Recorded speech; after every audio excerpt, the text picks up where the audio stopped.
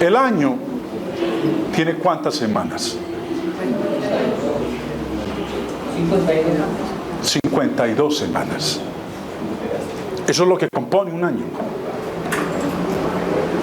Pero de esas 52 semanas, hay una que fue la semana de las semanas.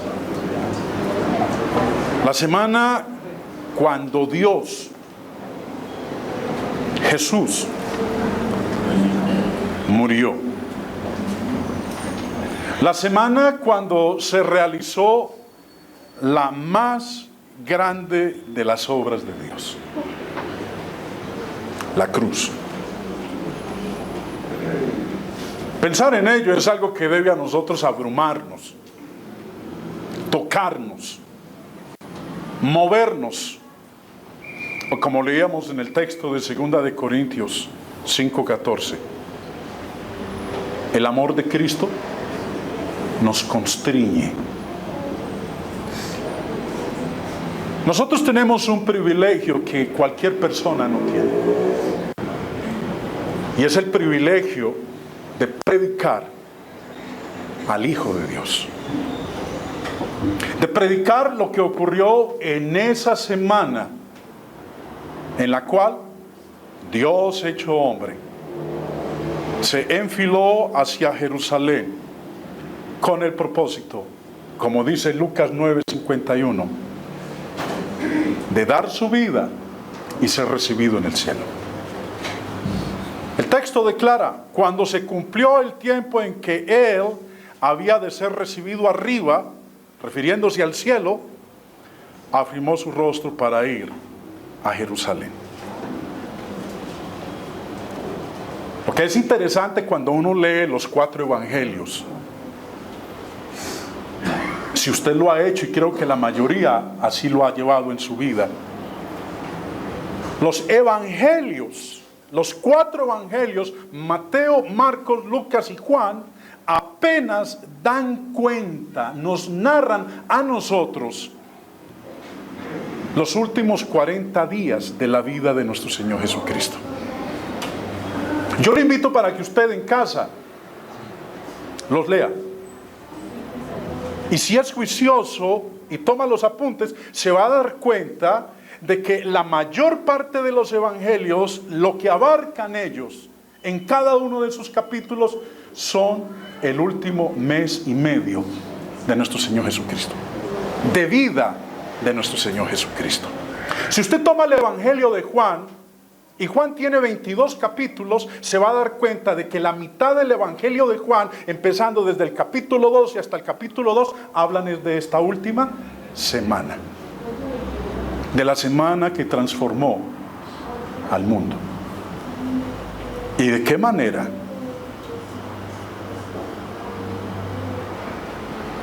Un tercio de los evangelios se centra en esta semana. Y de ella, como dije hace un momento, consiste la mitad del evangelio de Juan. Y simplemente lo que nos están diciendo ellos es que esta semana es trascendental para el ser humano. Ahora, como acabamos de leer en el texto de Lucas 9, cuando había llegado el momento de ser recibido arriba, entonces nuestro Señor Jesús se dirigió a Jerusalén. Quiero que le echemos una mirada a la semana que transformó el mundo, porque toda la eternidad se reduce a esa semana. Juan, empezando en el verso 1 del capítulo 12, dice: 6 días antes de la Pascua vino Jesús a Betania, donde estaba Lázaro, el que había estado muerto y a quien había resucitado de los muertos.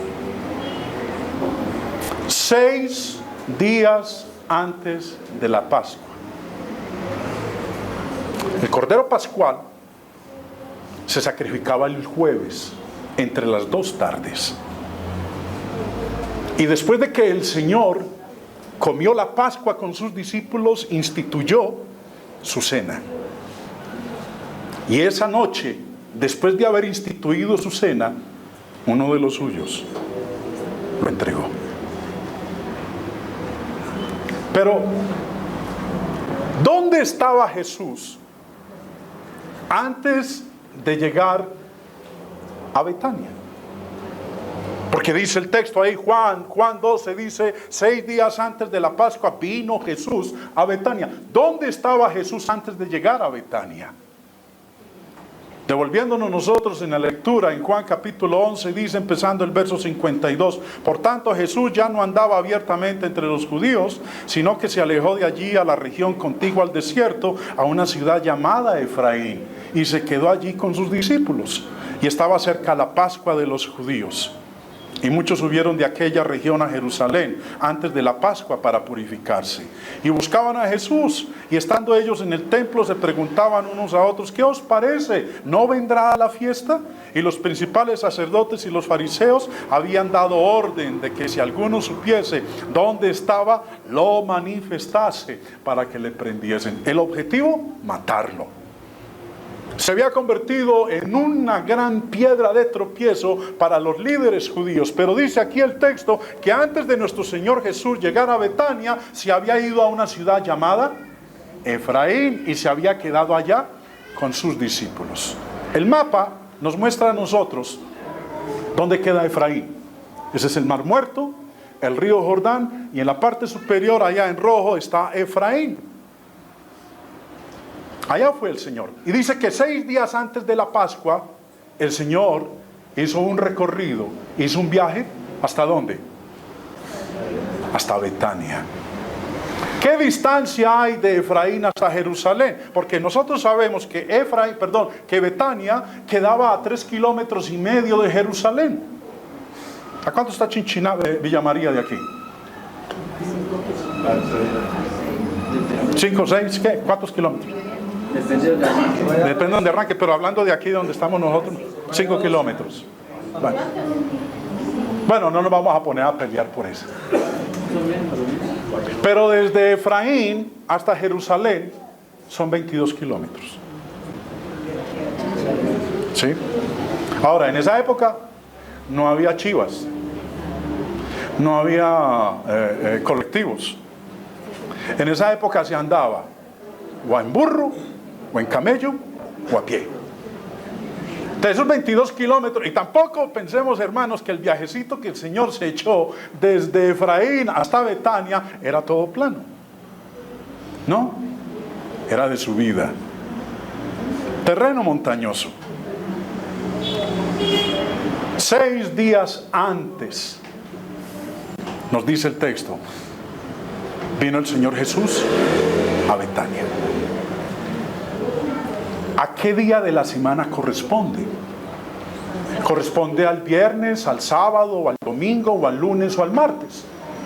6 días antes de la Pascua. Y recuerden que la Pascua se sacrificaba entre las 2 tardes del jueves y el viernes. Ahora, ¿a qué día corresponde?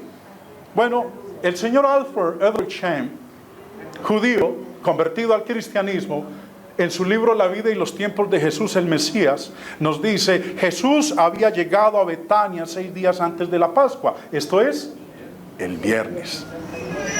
El día después era el sábado. Y le hicieron una cena. Yo quiero hablar de lo que ocurrió esa noche, en la cena que le dieron al Señor. Ese viernes, el Señor llegó a Betania. Betania, Betfagé, Jerusalén. 6 días antes, el Señor viajó desde Efraín hasta hasta Betania. Y desde allá, desde Efraín hasta Jerusalén, yo les acabé de colocar la distancia que hay. ¿Cuántos kilómetros? 22 kilómetros. Ahora, Juan, hablando de Betania, Juan en el capítulo 11, verso 18 nos dice, Betania estaba cerca de Jerusalén, como a 15 estadios. Bueno, nuestras medidas de hoy no es de esa manera, nosotros medimos es por metros o por kilómetros. Si hiciéramos nosotros la conversión a nuestra medida, estos 15 estadios equivalen a 3,5 kilómetros. 3,5 kilómetros desde Betania hasta Jerusalén. Yo tuve la oportunidad de hacer ese viajecito, desde Betania hasta Jerusalén. Y es así, pura subida. No es un plan. ¿Señora? No, no lo hice a pie, lo hice en carro. Porque me hubiera derretido con ese calor tan tremendo que había. Ahora, ¿por qué estoy dando estos detalles, hermanos? Porque es interesante que nosotros sepamos lo que ocurrió en esa semana que cambió al mundo. El Señor, el día que ascendió a los cielos, nos dice la Escritura que Él fue al Monte de los Olivos, a las afueras de Jerusalén. Allá está el Monte de los Olivos, arribita de Betfagé. Y nos dice Hechos 11:12 que ese día que el Señor ascendió a los cielos desde el Monte de los Olivos, nos dice a qué distancia quedaba el Monte de los Olivos de Jerusalén. Dice el verso 12: entonces volvieron a Jerusalén desde el monte que se llama del Olivar, el cual está cerca de Jerusalén, camino de un día de reposo. Desde el Monte de los Olivos hasta Jerusalén hay la distancia de un día de reposo. La ley de Moisés había sido bien clara con respecto a que en el día de reposo no se podía viajar. Si se viajaba ese día, se violaba la ley. Ese día no se podía hacer nada. Lo único que Dios permitió era que el día anterior se prepararan los alimentos que se iban a consumir en el día de reposo, porque no se podía hacer ningún trabajo. Es más, el texto aquí del Éxodo en el capítulo 16 dice en el verso 29: mirad que Jehová os dio el día de reposo y por eso en el sexto día os da pan para 2 días. Estése pues cada uno en su lugar y nadie salga de él en el séptimo día. Ese día no se podía viajar. Lo único que se permitía era caminar, ¿cuánto? El equivalente a un día de reposo. ¿Y a qué equivalía un día de reposo? Caminando. Bueno, nosotros no lo leemos en la Biblia, pero sí tenemos los comentaristas que nos ayudan, y el señor William Barclay en su comentario al Nuevo Testamento, hablando de Hechos 1:12, que estaba camino de un día de reposo, el Monte de los Olivos, dice: después se volvieron para Jerusalén desde el monte que se llama de los Olivos, que está cerca de la ciudad, a la distancia que permite la ley recorrer en el sábado. Para los judíos, el sábado era el día de descanso en el que estaba prohibido hacer ningún trabajo. No se podía recorrer una distancia superior a los 2000 codos, que se llamaba por esto la distancia de un sábado. En la versión Reina Valera, camino de un día de reposo. El codo equivalía a 45 centímetros, es decir, que el sábado no se podía andar más de 1 kilómetro. No se podía andar más de 1 kilómetro. Y si fuéramos a hablar más exactamente, un día de reposo equivalen a 900 metros. Eso era lo máximo que se podía andar en un día de reposo. Otro comentarista, el señor Matthew Henry, en su comentario bíblico dice: vemos aquí que este monte distaba de Jerusalén el camino de un sábado, esto es el que se podía recorrer en día de reposo sin quebrantar el sábado, unos 1000 metros. Era lo máximo. ¿Dónde estaba el Señor Jesús? ¿Desde dónde salió? Desde Efraín. ¿Y a cuánto estaba Efraín de Jerusalén? A 22 kilómetros. Pero dice el texto que el Señor Jesús salió desde Efraín y llegó ¿a dónde? A Betfagé. Y que Betfagé estaba ¿a qué distancia de Jerusalén? A 3,5 kilómetros. Sí, perdón, Betania estaba a 3,5 kilómetros. El Señor Jesús no pudo haber llegado a Jerusalén un día de reposo. Los 6 días no corresponden al día de reposo, porque si correspondiera al día de reposo, ¿qué hubiera pasado?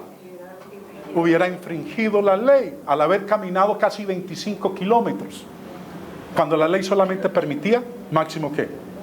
1 kilómetro. Bueno, 6 días antes llega nuestro Señor Jesús a Betania.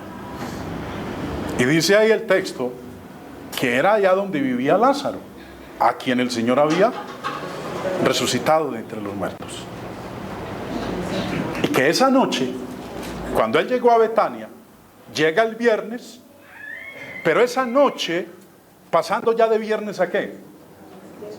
A sábado, porque el método judío de contar el tiempo es que el día empieza al ponerse el sol o a la puesta del sol y dura hasta el otro día la puesta del sol. Si hoy en día estuviéramos nosotros viviendo bajo el sistema judío y contáramos el tiempo acorde al método judío, ahorita a las 6 de la tarde deja de ser domingo y se convierte en ¿qué? Se convierte en lunes. Entonces, el Señor llega el viernes, después de un largo viaje de más de 22 kilómetros, llega a Betania. Y esa noche, sus amigos le hacen una atención. Le hicieron allí una cena. Y dice, Marta servía. Ahora, sabemos de cuál Marta, de aquella que en otra ocasión el Señor tuvo que llamarle la atención. Porque su hermana María estaba ahí a los pies del Señor escuchándole y ella le dijo, Señor, ¿a ti no te da cosa que mi hermana no me ayude con las cosas de la casa? ¿Y qué le dijo el Señor Jesús? Marta, Marta, afanada y turbada estás con muchas cosas. Bueno, aquí tenemos nuevamente a Marta, que fue la que se encargó de todos los preparativos de esta cena, y Lázaro era uno de los que estaban sentados a la mesa con él, aquel que tiempo antes, meses antes, el Señor había resucitado de entre los muertos. ¿Y qué ocurre durante esa cena? Que una mujer ungió al Hijo de Dios. Y de eso es que yo quiero hablarles. Vamos a leer el texto. Mateo 26, empezando en el verso 6, dice: Y estando Jesús en Betania, en casa de Simón el leproso, vino a él una mujer con un vaso de alabastro, de perfume de gran precio, y lo derramó sobre la cabeza de él, estando sentado a la mesa. Al ver esto, los discípulos se enojaron diciendo: ¿para qué este desperdicio? Porque esto podía haberse vendido a gran precio y haberse dado a los pobres. Y entendiéndolo, Jesús les dijo: ¿por qué molestáis a esta mujer? Pues ha hecho conmigo una buena obra. Porque siempre tendréis pobres con vosotros, pero a mí no siempre me tendréis. Porque al derramar este perfume sobre mi cuerpo, lo ha hecho a fin de prepararme para la sepultura. De cierto os digo, que donde quiera que se predique este evangelio en todo el mundo, también se contará lo que esta mujer ha hecho para memoria de ella. Así como lo que hace el hermano Juan, viniendo los domingos con una pipa de oxígeno, con dificultades para respirar. Tengan la plena seguridad que para aquellos que lo conocemos, el día que este hombre parta de esta tierra a encontrarse con el creador del universo, eso que él hace va a ser lo mismo que esta mujer hizo acá. Vamos a acordarnos de su sacrificio, vamos a acordarnos de su amor. ¿Para qué? Para memoria de él. Y lo vamos a contar. ¿A quiénes? ¿A quiénes le vamos a contar? A aquellos que por cualquier cosita deciden más bien que no venir a congregarse como pueblo de Dios. Pero vamos a enfocarnos en esta mujer. ¿Quién era? ¿Quién fue esta mujer que tomó este perfume y ungió a nuestro Señor Jesucristo? Juan 12:3 dice que se llama María, la otra hermana de Lázaro, la hermana de Marta. Entonces María tomó una libra de perfume de nardo puro de mucho precio y ungió los pies de Jesús y los enjugó con sus cabellos, y la casa se llenó del olor del perfume. Aquella, esta María, fue la que recibió la alabanza de nuestro Señor, como lo recordaba hace un momentito, cuando su hermana Marta le puso quejas al Señor diciéndole: Señor, mi hermana no me ayuda. Mire que está ahí con usted todo el tiempo escuchándolo. Dile por favor que me ayude a arreglar la casa. Marta, Marta. Y entre nosotros hay muchas Martas, preocupadas por las cosas de la casa, que no vienen a la reunión porque hay que dejar la casa lista. Que va a venir un hermano y hasta que no arreglen los 5 baños que hay, la cocina, el piso, trapé, para que todo se vea una joya, no se puede entrar a esa casa. Muchas Martas. Marta, Marta, afanada y turbada estás con muchas cosas. Y nos dice que ella tomó un perfume, una libra de perfume de nardo puro de mucho precio. Yo no sabía mucho del nardo hasta que estaba preparando esta lección. ¿Qué tanto sepan ustedes del perfume de nardo? Yo no lo sé. Porque lo que nosotros tenemos son pachulís o por ahí algunas lociones en la casa, las que nos regalan el Día del Padre, que hoy por ejemplo nos llenan de lociones, ¿sí? Pero un perfume de nardo puro, de mucho precio, eso nunca lo vamos a ver nosotros y enseguida nos vamos a dar cuenta. Porque ¿qué mujer va a estar dispuesta a darle a su marido un perfume que le cueste 1 año de trabajo?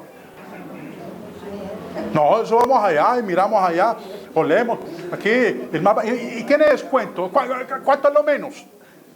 Sí, pero una mujer no va a estar dispuesta a costearle a uno una loción que le cueste 300 días de trabajo. ¿A qué equivalen 300 días de trabajo? A un tarrao de plata. Mucho dinero. Pero vamos a hablar un poquito del nardo. El nardo puro. El gran diccionario enciclopédico de la Biblia nos dice acerca del nardo. Denota el perfume conseguido del tallo de una planta de la India, por lo que los árabes lo llaman espiga india. Planta que crece en el Himalaya. No es que se consiga pues aquí a la vuelta de la esquina, ni en la galería, allá en el sector de ramas. Planta que crece en el Himalaya, entre los 3.300 y 5.000 metros de altura. La lejanía y las circunstancias del lugar de origen eran las causas de que su precio fuera muy elevado.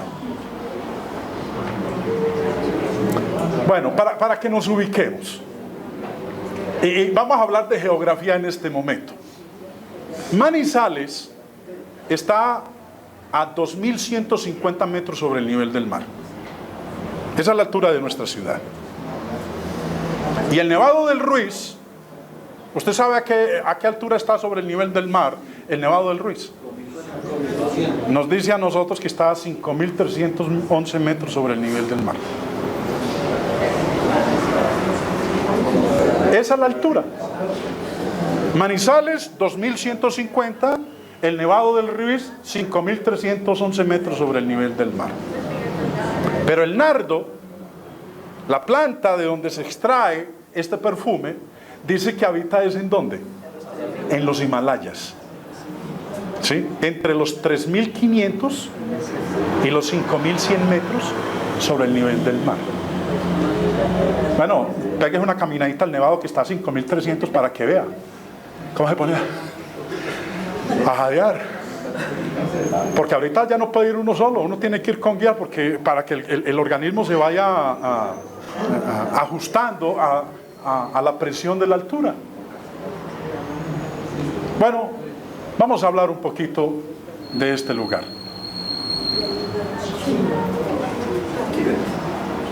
La India, la China, el Tíbet, la cadena montañosa del Himalaya, donde está el monte más alto sobre la faz de la Tierra y que hace unas semanas sufrió ¿qué? Un terremoto. El monte más alto sobre la faz de la Tierra se llama el Everest, que queda allá. Más abajito es donde se encuentra esta planta, el nardo. Ahora les voy a mostrar este otro mapa. Aquí está Jerusalén. Y allá, al extremo de allá, queda la India. Y en la parte de arriba queda la cadena montañosa de los Himalayas. ¿Cómo había que transportar en esa época ese perfume? No era que usted llamara al Servientrega, lo necesito mañana aquí a las 6 de la tarde y pilas pues. ¿Sí? No, eso era un tiempo que se tomaba meses para poder llevar un producto desde Asia hasta Jerusalén, hasta Israel. Entonces sí era que valía platica un tarrito de perfume de esos. Entonces la mujer no iba a estar dispuesta a darle al marido en el día del padre un frasco de ¿qué? De nardo. No, hay que cuidarlo mucho, ¿eh? Y más aún que dice que era 1 libra. Ahora, el transporte de esa época, el más confiable, el más seguro, el que no fallaba, es más, podía vivir sin agua un buen número de semanas. ¿Cómo se llamaba? El camello. Entonces eso era un camello, llevar el nardo, el perfume de nardo, desde allá, desde los Himalayas, hasta aquí, hasta Israel. Ahora, ¿qué nos indica entonces a nosotros esto? Que esta mujer era de ¿qué? Era de billete. Sí, tenía platica. Porque ella, para haber cogido 1 libra de nardo puro, y como dice ahí el texto, que era un perfume ¿qué?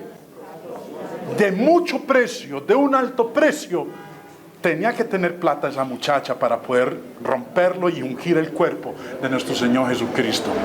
Jesús, nuestro Señor, es ungido en Betania por esta mujer. Y nos dice a nosotros el texto: entonces María tomó 1 libra de perfume. 1 libra. ¿Cuánto le habrá costado a esta mujer esa libra de perfume? Cuando uno empieza a leer y sigue avanzando, aprendemos nosotros que en el verso 4 dice: y dijo uno de sus discípulos, Judas Iscariote, hijo de Simón, el que le había de entregar. Y recuerden que este amigo era amigo de lo ajeno, ¿sí? Y me imagino que cuando vio el perfume se le abrieron tremendos ojos y se le hizo el signo pesos. Dijo uno de sus discípulos, Judas, el que le había de entregar, ¿por qué no fue este perfume vendido por 300 denarios y dado a los pobres? Él lo calculó y vio el vaso de alabastro y dijo, tiene buen tamaño. ¿Eso vale cuánto más o menos? 300 denarios. ¿Y a qué equivalen 300 denarios? Mateo 26, empezando en el verso 6, dice: estando Jesús en Betania, en casa de Simón el leproso, vino a él una mujer con un vaso de alabastro de perfume de gran precio y lo derramó sobre la cabeza de él, estando sentado a la mesa. Al ver esto, los discípulos se enojaron diciendo: ¡qué embarrada! Esto es un desperdicio. Un desperdicio. Mire, hermanos, nosotros muchas veces tenemos esa misma actitud, porque creemos que involucrarnos en las cosas de Dios, ser más constantes en las cosas de Dios, sacar de nuestro tiempo secular para las cosas de Dios, para un buen número de nosotros, los hijos de Dios, es que es un desperdicio. No estoy perdiendo plata aquí. Mire, ya van a ser las 11 y el hermano Jaime ni siquiera va en la mitad del estudio. ¡Qué desperdicio! ¿Sí? Ahorita juega Colombia a las 2 de la tarde. Yo quiero voy a comprar la boleta allí para ir a vérmelo en el teatro. Hermano Jaime, córrale pues, a ver, qué desperdicio de tiempo. Dele. ¿Sí? Y qué desperdicio venir el sábado. No, ¿para qué vengo yo el sábado a cantar? Es un desperdicio de tiempo. Yo más bien me quedo en la casa ya relajado, viendo los partidos de fútbol, viendo tele. ¿Para qué voy a venir yo un sábado y un domingo y un miércoles? ¿Para qué vengo un miércoles? Suficiente con que venga el lunes, el domingo, porque venir miércoles y sábado, o si fueran otro día, eso sería un desperdicio. Sí, es para usted este estudio. Se lo estoy echando a usted. Hermano, me lo está diciendo a mí. A usted se lo estoy diciendo. Para usted que considera que Dios, la obra de Dios, el involucrarnos en las cosas de Dios, el venir a adorar a Dios, sí, es a usted que piensa que esto es un desperdicio. Pero hay algo más que aprendemos, hermanos, en esto. ¿Por qué no fue este perfume vendido por 300 denarios y dado a los pobres? ¿Qué es un denario? Aquí equivalía un denario en el primer siglo. El gran diccionario enciclopédico de la Biblia dice: denario, moneda de plata romana equivalente a 10 haces y a una dracma griega. Llegó a ser la unidad monetaria corriente usada con referencia para el valor de cambio en el incipiente sistema monetario capitalista de la Palestina de tiempos de Jesús. Se menciona muchas veces en el Nuevo Testamento, especialmente como el salario diario de un jornalero. En la Palestina del siglo I, un denario equivalía más o menos al sueldo de un día.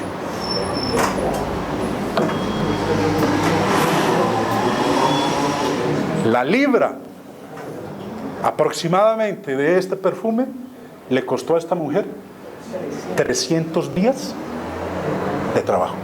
El salario de 300 días, casi un año.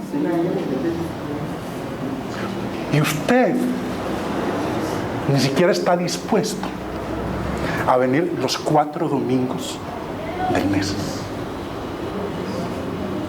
porque para usted es un desperdicio. Y usted ni siquiera está dispuesto a venir un sábado a unirse con sus hermanos para glorificar a Dios, porque para usted venir un sábado, ¿eso qué es? Es un desperdicio. Y usted dice que ama al Señor. Cuando usted entona ese himno que entonábamos ahora, vales más que la plata y el oro. ¿Realmente es así? Piensa, hermano. O si a usted se le presentara un viaje de vacaciones, porque es puente festivo, y usted dice: rico, no voy a tener que reunirme, porque sería un desperdicio no aceptar esa invitación que me hicieron. Pero esta mujer estuvo dispuesta a derramar este ungüento sobre el cuerpo de nuestro Señor Jesucristo, algo que costaba 300 días de trabajo. Y como decía ahorita el hermano Reinaldo en su exhortación en la cena, la plata no alcanza. A uno no le regalan la plata, hay que sudarla, hay que trabajarla. Ahora, hemos de entender, sí, es probable que esta mujer era una mujer acomodada, pero también dicen que los ricos, mientras más tienen, ¿qué? Más amarrados se vuelven, y no están dispuestos a soltar las cosas pues así como así. Pero ella, con nuestro Señor Jesucristo, hizo una manifestación de amor que es impresionante. 1 libra de perfume es una gran cantidad.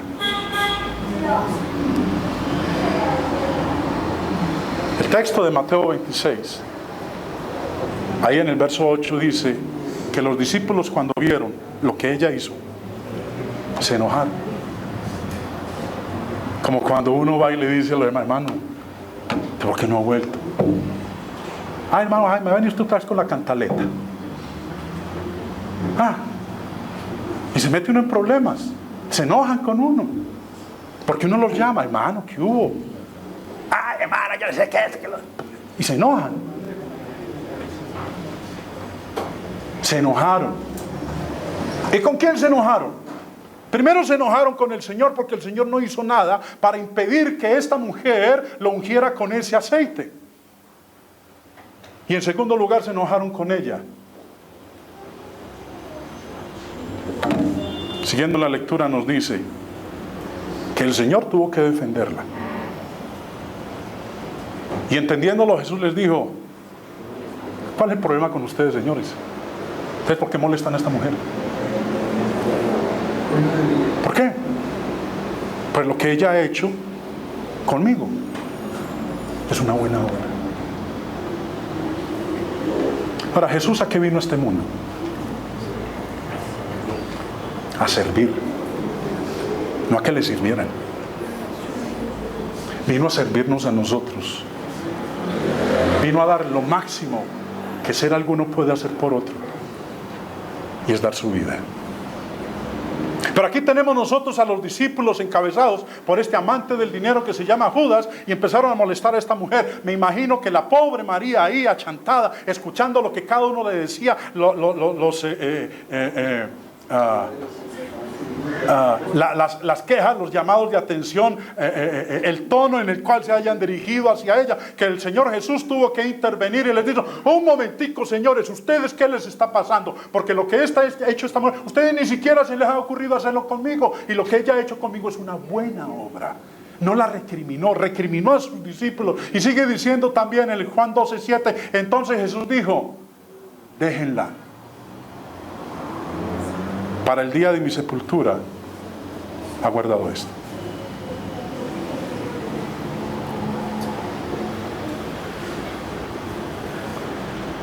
Esto que hizo María debería ser algo que a nosotros, hermanos, nos tocase de tal magnitud que hagamos un análisis de si yo estaría dispuesto a ungir a mi Señor con un frasco de nardo puro. Y cuando hablo de nardo puro, no me estoy refiriendo literalmente a ese frasco de nardo puro. Todos nosotros, simbólicamente, tenemos un frasco de nardo puro. ¿Y qué está esperando el Señor que hagamos con él? Que lo rompamos y lo unjamos con él. Lo que más me cueste a mí, 300 días de trabajo, lo que más me cueste a mí, dejar por ungir al Señor. Usted sabe cuál es su frasco de nardo puro, hermano. Usted lo sabe. ¿Qué tan dispuesto está usted a desprenderse de ese frasco de nardo puro, romperlo y ungir el cuerpo de su Salvador? No que salgamos ahorita de aquí, qué buen sermón, y sigamos en las mismas. Porque lo que Dios espera es que seamos hacedores y no meramente oidores. Entendiéndolo, Jesús les dijo: ¿por qué molestáis a esta mujer? Pues ha hecho conmigo una buena obra, porque siempre tendréis pobres con vosotros, pero a mí no siempre me tendréis, porque al derramar este perfume sobre mi cuerpo, lo ha hecho a fin de prepararme para la sepultura. De cierto os digo que donde quiera que se predique este evangelio en todo el mundo, también se contará lo que ésta ha hecho para memoria de ella. No nos olvidemos de María, hermanos. Cada vez que alguno de nosotros le pase por la mente la idea de esquivar, de dejar a un lado mi compromiso, nuestro compromiso con el Señor, que ella nos pueda hacer recordación de que estuvo dispuesta a entregar algo tan valioso, algo que costaba 300 días de trabajo, para hacer algo bueno con el Señor. Venir a alabar al Señor es una buena obra. Venir a honrar, a glorificar, a exaltar el nombre del Hijo de Dios es una buena obra. No es un desperdicio. Y si usted piensa que es un desperdicio, está tomando entonces la actitud de Judas y de los otros discípulos. Porque si para usted es más importante lo de afuera, lo secular, lo material, su preparación, sus estudios, su capacitación, su familia, recuerde muy bien que el Señor Jesucristo dijo que entonces, si pensamos de esa manera, no podemos ser sus discípulos.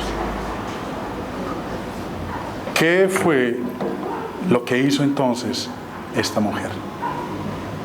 Hubo algunos, dice Marcos 14:4, que se enojaron dentro de sí y dijeron: ¿para qué se ha hecho este desperdicio de perfume?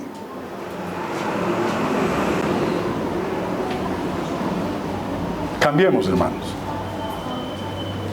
Es necesario que cambiemos. No podemos seguir como algunos de nosotros hemos venido últimamente, que nos hemos convertido en cristianos de domingo, no más. Hermano Jaime, ¿se está refiriendo a mí? A usted me estoy refiriendo. Sí, a usted. Entonces, que porque yo no vengo el miércoles, si usted puede venir y no viene, hermano, ya sabe la respuesta. Estamos para servirle al Señor. Y el propósito de reunirnos es para aprender de Él. Lo que se da por amor es considerado demasiado poco. Servir a Jesús es aún de mayor trascendencia. Lo que sea que se dé a Jesús por ser Jesús no puede llamarse desperdicio. No. Lo que se da por amor es algo que uno considera demasiado poco. Porque si pudiéramos hacer más, lo haríamos. Este evento que ocurrió esa noche del sábado en Betania, previo a la muerte de nuestro Señor Jesús 6 días después, es algo que debe llevarnos a nosotros a examinarnos. Y aquellos que de manera muy indiferente hemos venido obrando en nuestro servicio al Señor, nos toque y lo lleve a usted a actuar por amor.